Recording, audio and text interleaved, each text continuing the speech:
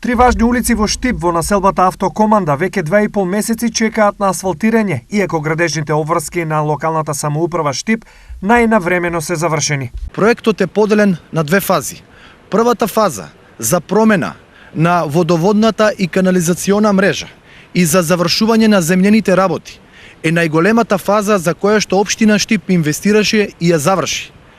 Потврдено од страна на записник на Транспорт и врски и на Светска банка и на представници на општина Штип дека се создадени сите предуслови и услови, потврдено од надзор за асфалтирање повеќе од 2,5 месеци.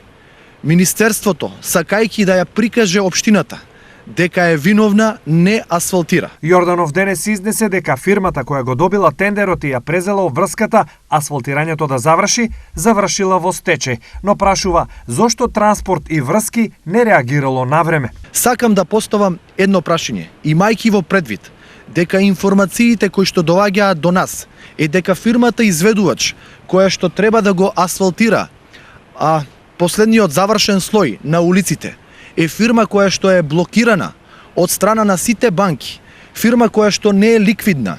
Дали има одредена финансиска корист министерот за транспорт и врски, зошто до сега го нема раскинато договорот со фирмата изведувач која што не се придржува на договорот и која што не асфалтира? Од Министерството за транспорт и врски на тврдењето од страна на Јорданов излегоа со следната реакција. Срамно е кога се вршат градежните работи да го гледаме како се слика со механизацијата која е ангажирана од Министерството за транспорт и врски, а потоа да изигрува жртва и да го критикува Министерството. Министерството ги има исплатено сите фактури кон изведувачот, а понатаму процесот на градење е предаден на надзорниот орган и изведувачот.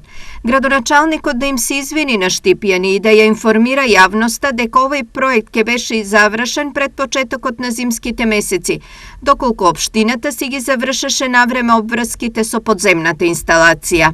Јорданов да престане да гледа во туги проекти, туку конечно да почне да реализира свој, реагираа и од СДСМ. Општина Штип и јавното предпријатие ИСАР имаа обврска за промена на водоводната и канализационата мрежа на улиците. Па го прашуваме, дали поради бизнис интереси Јорданов распиша тендер за фирма која би ги вршела овие активности.